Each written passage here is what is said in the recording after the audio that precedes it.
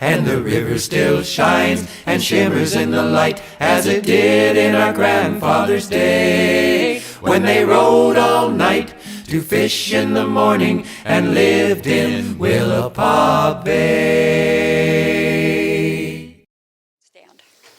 So our next performer is one of Astoria's own, and he's hard to be missed, Dan Kaiser.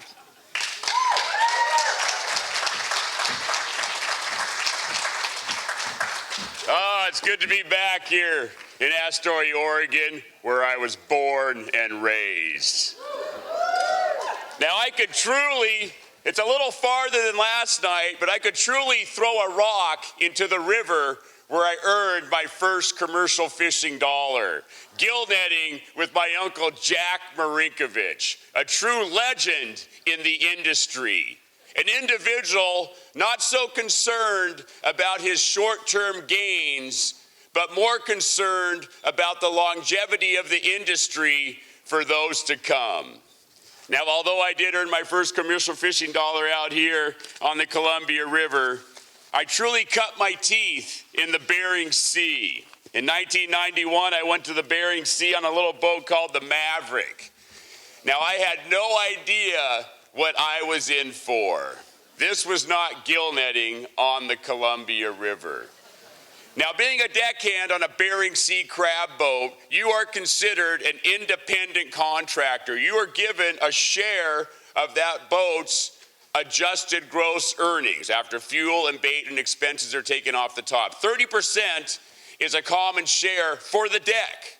So if you've got 6 guys out there, split it up equally, you all get 5. You got 5 guys, you get 6, so on and so forth.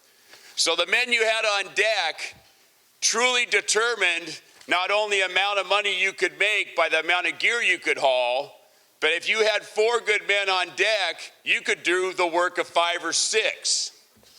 Now, I've always been a knuckle dragger in the industry. I've fished for just about everything from the Bering Sea all the way to Bodega Bay, California, and just about everywhere in between. But I was a deckhand on a Bering Sea crab boat for 15 winters.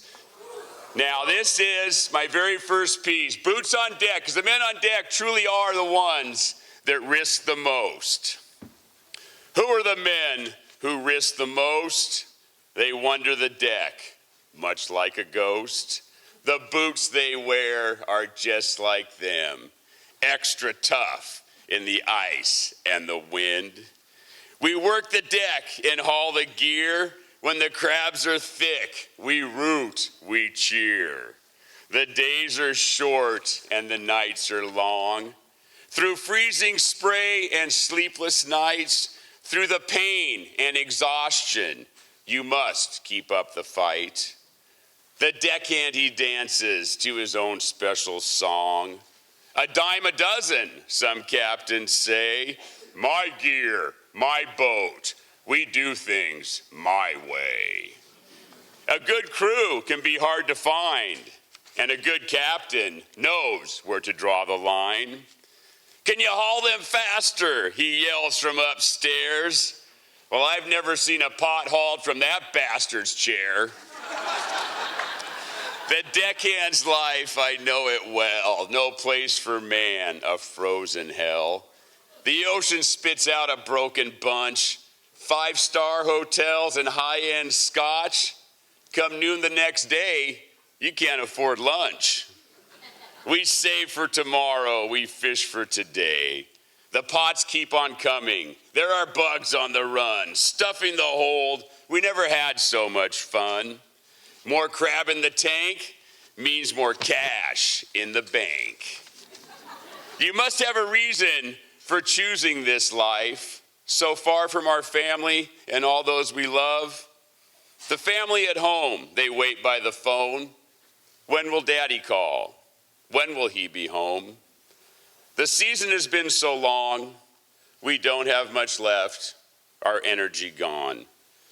One thing you know for sure, your brothers have your back, standing at the rail or high up on the stack.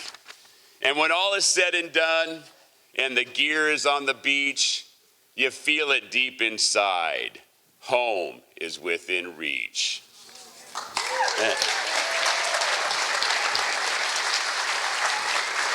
One of the guys I used to fish for, old Buford, one of his favorite things to yell from the wheelhouse was, "I've been to 3 World's Fairs and I've seen wild goats humping, but I have never seen the likes of you, son." Yes, how many times I've heard that. I didn't have to write that one down. Now, fishing inspires dreams that, no matter how far-fetched, truly seem possible. Now, some within the industry, they dream of moving up, getting and owning their own boat one day. Some others dream of someday getting out. Now, I was definitely of the latter. And yeah, I never did quite make it. But I truly was always working towards finding some sense of peace on dry land. But I tell you, we used to leave for the Bering Sea in September. We'd had a king crab fishery around the Pribilof Islands, and we'd go barradite fishing, king crab fishing, and then the true test would be the Opelio season, which back in the early 90s would last 3, 4, 5 months and even longer. But once again, and I have found a little bit of peace on dry land today, thank goodness. But that's my next piece. Peace on dry land. And I do like to remind folks, it takes a lot of liquor to wash away the Bering Sea. Although I was born right here on dry land, I cannot find peace or work for my hands. From the first salmon I picked from the net to the last pot I slammed to the deck. The waters I work provide protection and peace. Yet the demons I leave at the dock in the light patiently wait for my return to dry land in the night. Sitting close by my shoulder as I take that first drink, the demons of dry land, now one on each side. Once back on the beach, there's a fight deep inside. The attitude it takes to survive on the sea doesn't serve me well on dry land with the trees. Pour me a double, I know what I need. A Disneyland dad was the best I could do. The struggles inside send priorities askew. The shorter the stay, the less damage done. This stay on dry land can be so much fun, yet what is that thing that sends things awry? It could be the liquor, or maybe just too much salt on my fries. Depends who you ask, but I'm not a bad dude. A fight in the bar, another black eye. But back on the ocean, I'm a hell of a guy. Pull the chains off and let the pots fly. These 30-foot seas make me feel safe deep inside. It's the demons of dry land that give me such fright. Yet home's what I fight for, and why I work so damn hard. My days on the deck have now come to an end. I search for adventure to fill the void in my life. The demons of dry land still close by my side. It's time once again to give dry land a crack. Don't go so crazy and cut life some slack. The ocean can't save you. You're too old to go back. One thing's for sure, we never give up. Even when we fail, we get right back up. So even if it takes the rest of my life, I will search for peace on dry land until the day that I die.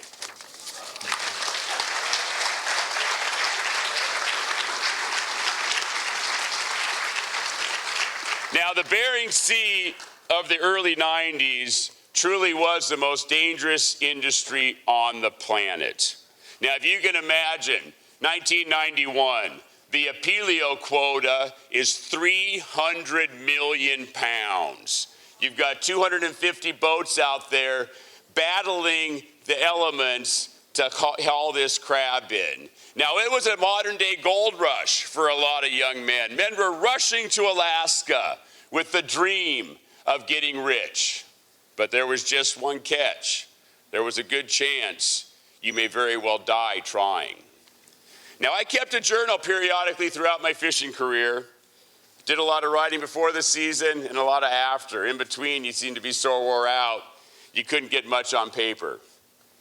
Now this is January 15th, 2005, start of Apelio season. Apelio season opened today with 6 men dying. The Big Valley went down with 6 men on board. Miraculously, 1 survived. Another boat, the Sultan, lost a man overboard. Fathers, sons, and brothers, may God be with you. There seems like so much could be written about this tragedy, yet it hits so close to home, I will probably push it aside until I am home and I am safe. We always live our days as if there is a tomorrow, but for some, tomorrow will never come. Now my next piece, thank you. And that is my next piece, Bering Sea Strong. And it means so much more than just the physical strength of an individual to work in those extreme elements. It's a strength deep inside that lives deep inside every one of us. When life has pushed you to the edge and you somehow have to find the strength to move forward. They are the beasts that roam out west. Now, the Bering Sea is really more west than north from where we are here today. Tougher and stronger than all the rest. As the ice appears and the nights wear on, this life, it plays a wicked song. So much more than just a physical test. It's a will to survive and be your best. Of all the men who ride these waves, there is one stat we all look at. Some of these men are not coming back. Every year we ring the bell. We close our eyes as they begin to swell. The children ask and wonder why. Why my father? Why, oh why? We never got to throw the ball, the hugs and kisses. We will miss them all. I have known the pain of losing friends. I have had my tears freeze for them. But there is one thing that you must do. Pull that next pot and pull on through. It's not always the sea that takes these men. Some of us, we're just lost deep within. We cannot find peace upon dry land, and the demons chase our idle hand. But for all those men, both here and gone, fair winds, smooth seas, forever on.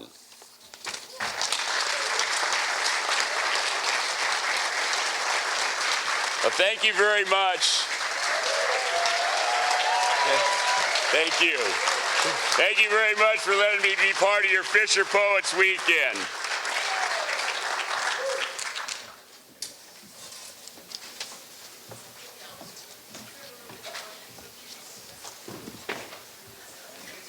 Thank you, Dan, for remembering those that we've lost. There have been too many.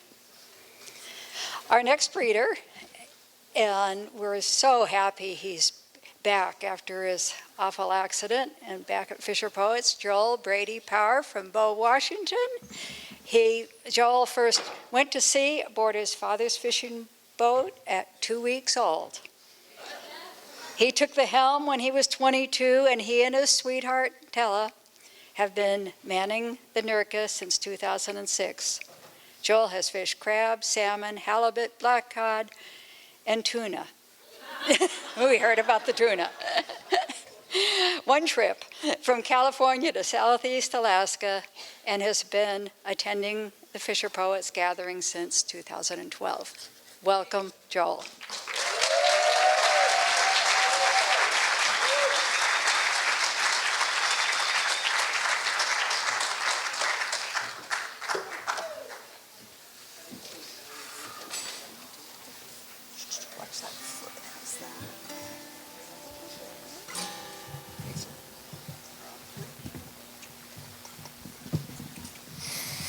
Can you hear me?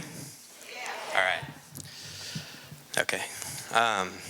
Yeah, so I'm going to get a little real with you guys here tonight. For those of you who know me, you know that this last year has been a lot. And for those of you who don't, this last year has been a lot. I'm not going to say a lot more about that. I'm just going to let the piece tell the story. But before I start, I just want to say that I'm going to say a whole bunch of words. It's a long piece. And I'm going to go straight into a song. And the song is not my own, but it's a song that meant a lot to me during my recovery.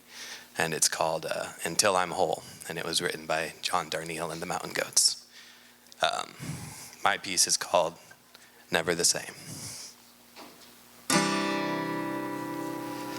I think I'll stay here until I feel whole again. I don't know when.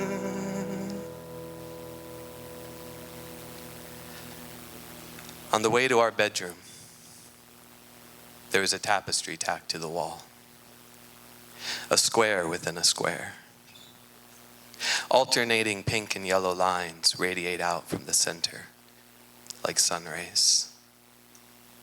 The words stitched across the fabric are at eye level from my wheelchair. I'm gonna make it through this year if it kills me. It's the first song I learn when I pick up my guitar, and I sing it to myself every morning. On my good days, I believe it. The moment I lost control still visits me in the night. A ghost from the graveyard of memories I would just as soon forget. My body tenses, braces, and recoils. I can taste the terror. I can feel the impact. I can hear the moment when violence became silence. A sudden and undeniable realization. My feet are gone. I'm thinking about Measy writing about going to sea to feel grounded when the doctor tells me that my feet aren't to touch the ground for the next 3 months. I stare at him in disbelief. Will I be able to fish this summer? He stares back, equally dumbfounded. No. For weeks after surgery, I wake up in the morning, stare down at my bandaged feet, and crumble. Blubbering and belligerent, tears in my eyes, rage in my heart. I don't want to be here. I asked Tella to hide the pain meds where I can't reach them. I'm going to make it through this year if it kills me. The next 3 months are a blur. The next 3 months are chaos. The next 3 months are heartwarming, heartbreaking, beautiful, and ugly, and devastating. For the next 3 months, I will not sleep. The nerve pain is a fire that is lit every night and only subsides as the sun rises. I get used to it after a while and just lay there in the dark. A former captain's gravelly voice growling in my head. Plenty of time to sleep when you're dead. Easy for you to say. When our fleet mates begin prepping for the season, I try to stand for the first time. My atrophied legs are unable to support me, and I teeter precariously, like a greenhorn trying to find their footing on deck, and then slump back into my wheelchair, defeated. When our fleet mates head north, I graduate to crutches. I drive myself to physical therapy for the first time. I will wear out many crutch and cane feet over the coming months, trying to reclaim my life. And I will pay the price. 1 step forward, 3 steps back. When our fleet mates are chasing king salmon on the fair weather grounds, I visit the boat for the first time. Barn swallows have nested under the tarp. The deck is covered in bird shit. There is a garden growing off of the keel that I'm pretty sure is tethered to the bottom. The prop is so overgrown with barnacles that when we go to move her, the boat barely budges. She will not turn. We have to hire a diver. When our fleet mates return home in the fall, I am walking with a cane. I push myself to hike into the mountains, trying to regain my life. But I push too far, and I pay the price. 1 step forward, 3 steps back. This dizzying dance between hope and despair disorients and exhausts me. And yet, it could have been so much worse. It could be so much worse. I hated this notion in the early days. Yeah, it can always be worse. But isn't this bad enough? In time, I came to see the truth in it. A day after my crash, a friend of mine's friend of 40 years died in an accident eerily similar to my own. I spent a little over 3 months in a wheelchair. My dad's ex-wife has spent her life in one after being thrown from a horse. I have plenty of food to eat. I have shelter. I have clean water to drink. There are no bombs falling on my neighborhood. And no one bombs the hospital where I go for the last visit with my surgeon, where he tells me the bones have healed. The rest of my recovery is on me.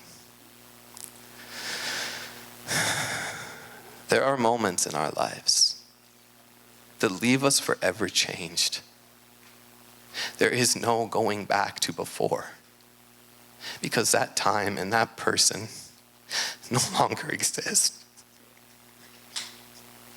I am trying to embrace this. I am trying to learn how to inhabit this new incarnation of me with grace, compassion, and curiosity. And even on the good days, it's fucking hard. But it's you, my community, that have carried me. The meals left on our doorstep, the letters of love and support, the friends who came and sat with me on my darkest days and just let me be where I was. You were the light I looked to from the depths of my despair, an illuminated path through the breakers, a flicker of hope in the dark. I don't know how to properly thank you, but you have given me the courage and the will to stay here until I feel whole again. I don't know when.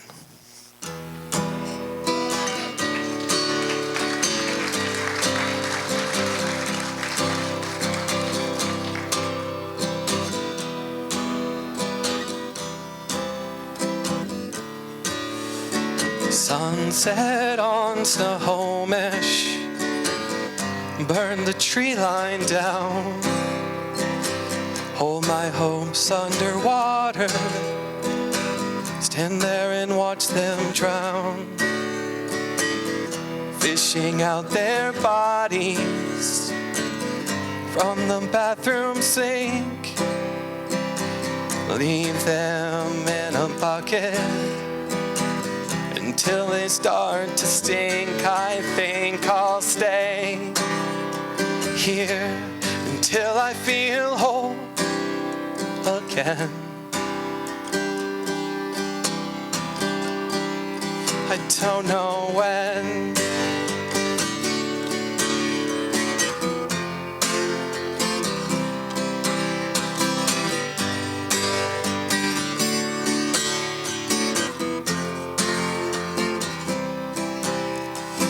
Trout swim past the fishing lines.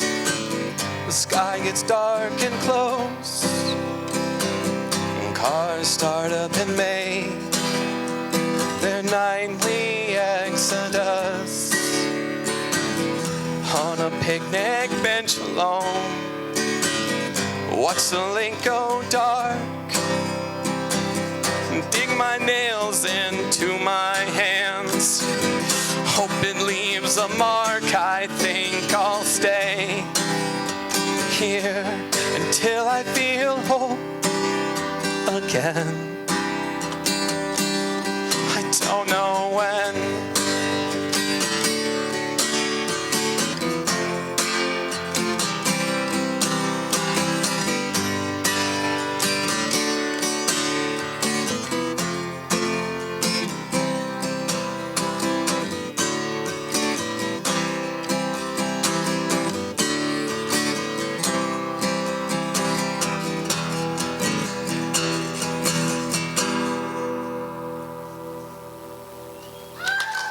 Thanks, guys.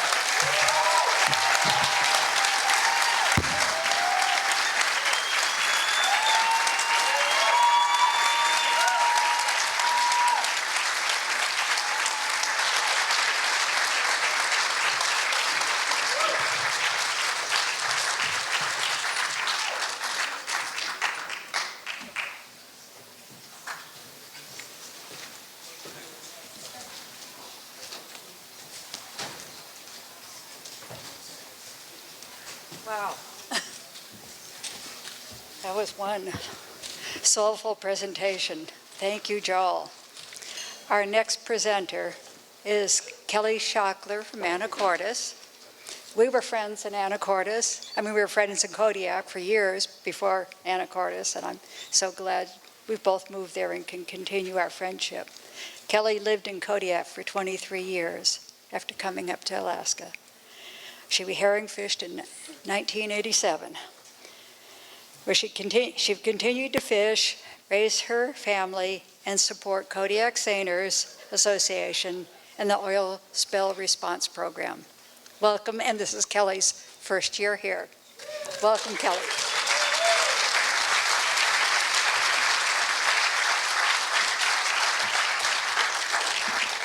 Good evening.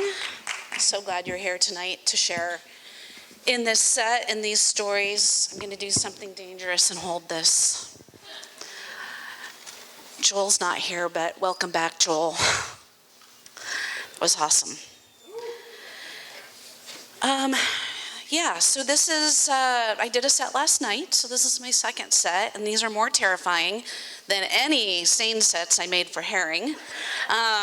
So just so you know, I'm glad you're here, though, to share in this collaboration and partnership, because this is a together thing, right? It's not just about us up here doing this. We are together. So thank you. So I have two pieces for you tonight. These were birthed out of my first year of trauma fishing.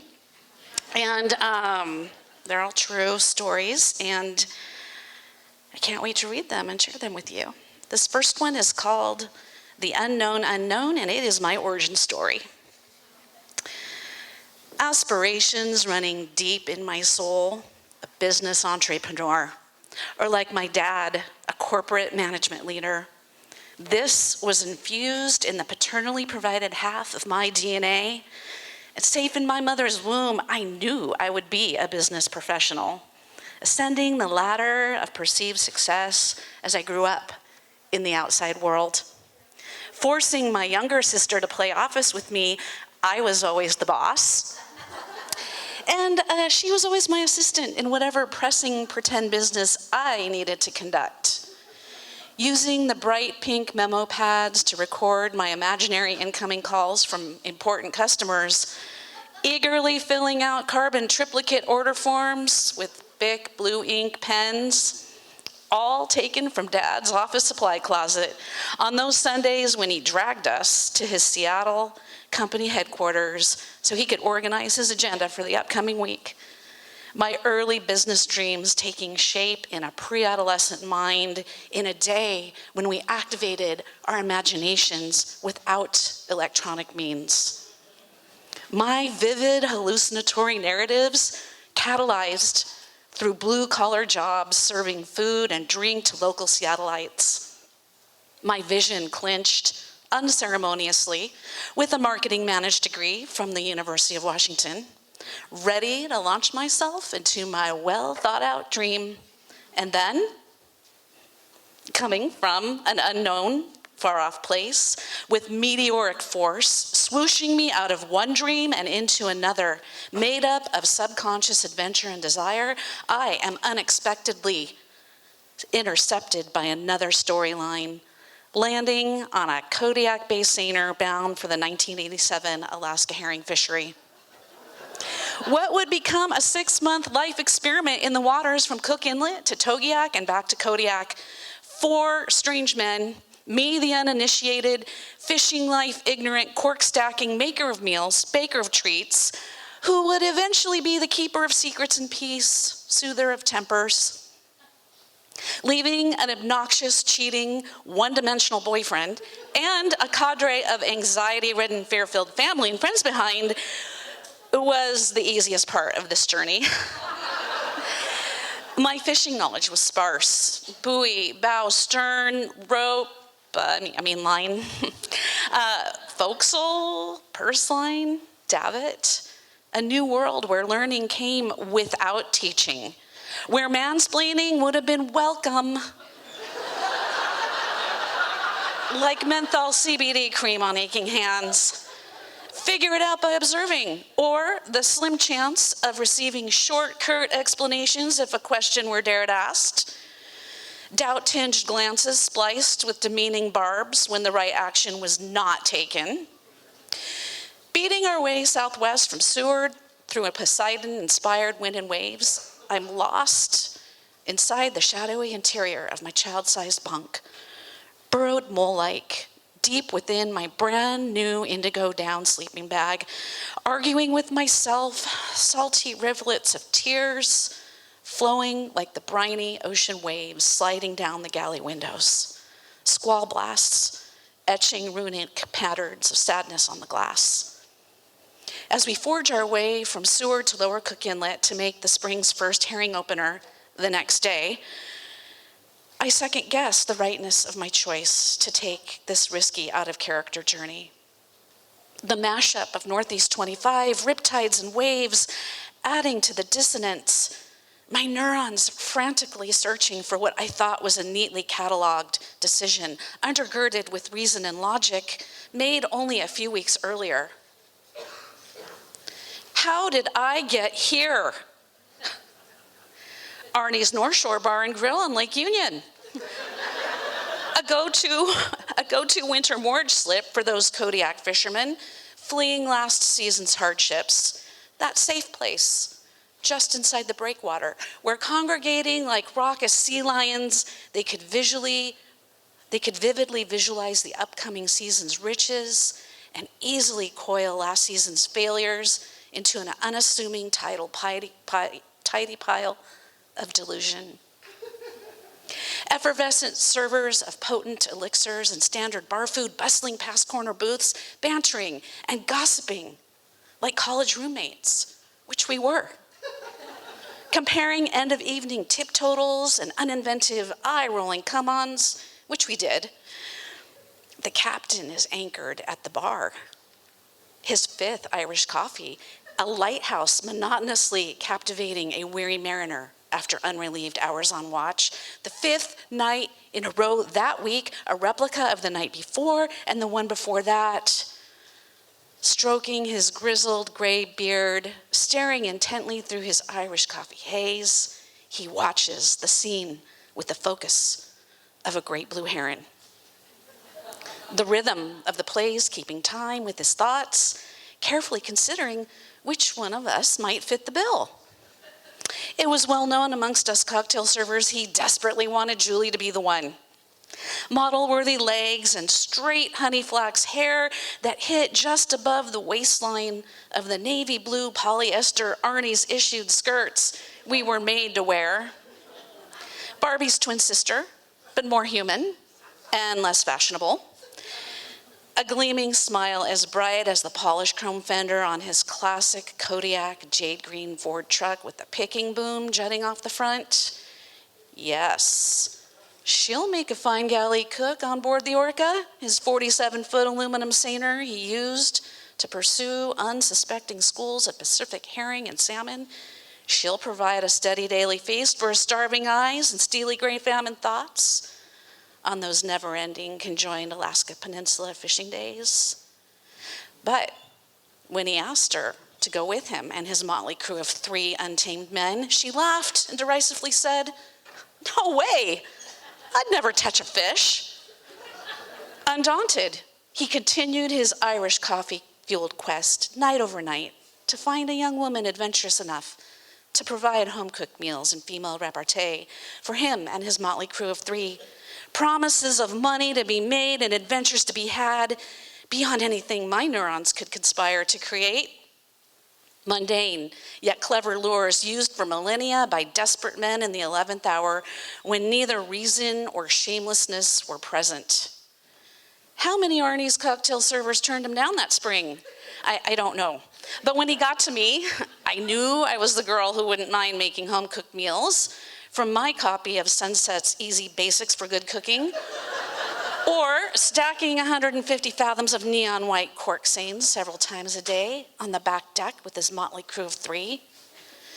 Years later, as I contemplate why in another of my reminiscent recalls, I realize now that stepping onto the unknown divergent path this Alaska fever dream offered then was the manifestation of the wild, formative nourishment my young, untested soul stealthily craved.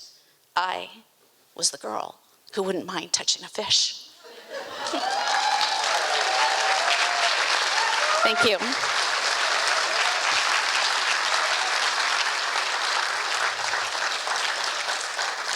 That was a tough year. That was a lot of good memories. And I'm going to encourage you young fisher people, write stuff down. Use a journal like Dan was talking about. I didn't, and I regret it. One of my regrets. I don't have very many, but that's one. Write your stuff down, because when you get to my age, you're going to want to look at it and write poems and be up here. Maybe sooner than when you're 60. All right, the second one, Captain Doom. We called him Captain Doom when he wasn't around, a nickname creatively bestowed upon him by his first son. It fit. The rest of the crew instantly followed suit. When he wasn't around, we were tied fast to the dock in St. Paul's Harbor, prisoners oiling teak, cleaning anything we could think of for a second and a third time.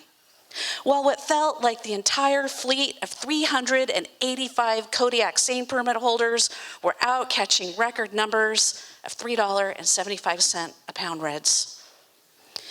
"If you quit now, I'll cut your herring cruise share in half," he'd warn us oppressively. When he wasn't around, he was in his VIP chair down at the bar at Tony's, spending our cruise shares on blow and crown, telling the same old tired stories he'd already told, season after season, year after year, decade after decade. Smugly delivered half-truths, an artful mix of what could have been, what might have been, what was dimly recalled, and then enhanced greatly. No one ever able to catch him saying a good thing about anyone. Tony's patrons were not the rare witnesses to this ubiquitous fisherman's noir.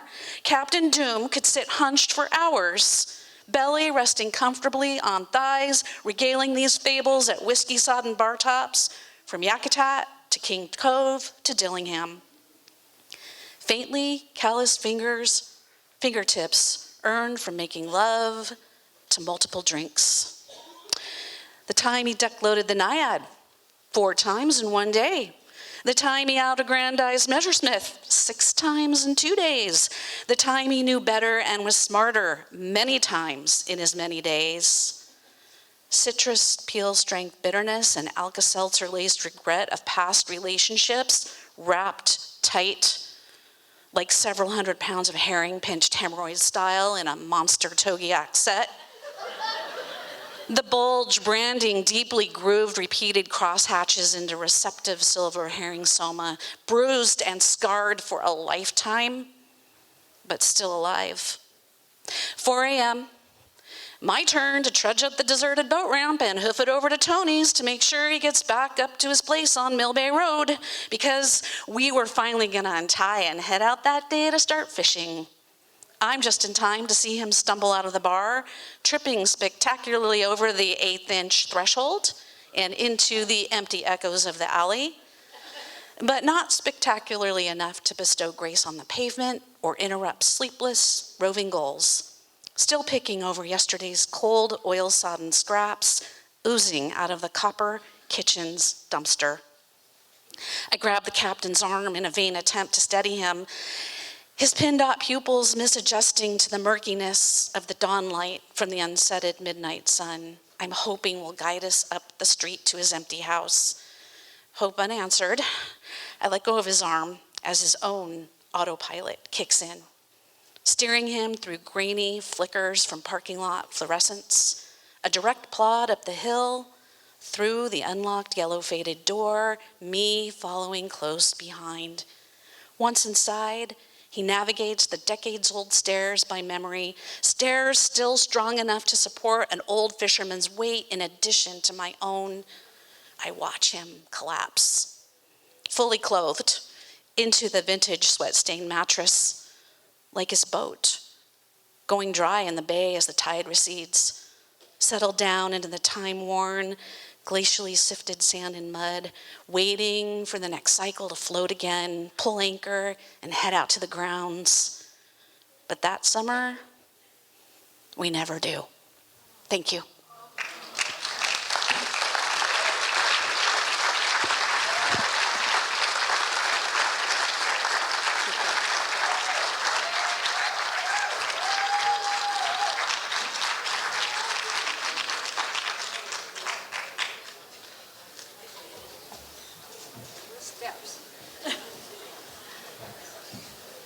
Oh gosh, we got another star at Fisher Poets. Isn't she great? So we got another break coming, but I want to remind you about the umpteenth annual on-site poetry contest rules for 2024, which seem impossible to me. No more than 30 seconds long. Include the words full moon. First and last lines are the same but different, and include 3 Bodie prepositions: abeam, astern, aboard, aft, to starboard, to port, etc. Good luck. Okay, see you back here in 15 minutes.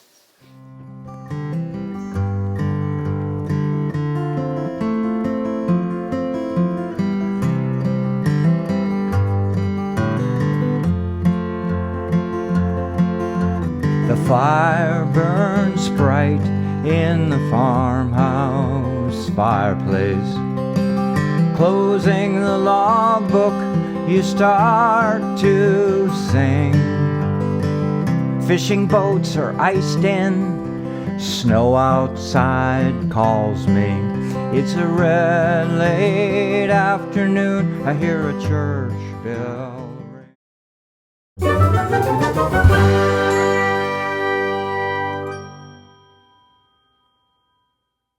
Thanks for stopping to talk to us today about the Fisher Poets Gathering. Can you tell me your name and where you came from? Yeah, I'm Steve from Hood River, Oregon. Steve from Hood River. Is this your first Fisher Poets Gathering? This is my second. So what was it about the first one that brought you back for the second one? Oh, we had always wanted to come, and last year finally was able to happen. And then we had such a fun time that we're like trying to make this a regular thing. Well, what would you say was your favorite? You went to performances last night, right? No. Oh, you're just starting tonight? Yeah. Oh, excellent. Okay, so from last time, what was your favorite thing from last time? We spent most of our time at Fort George last year.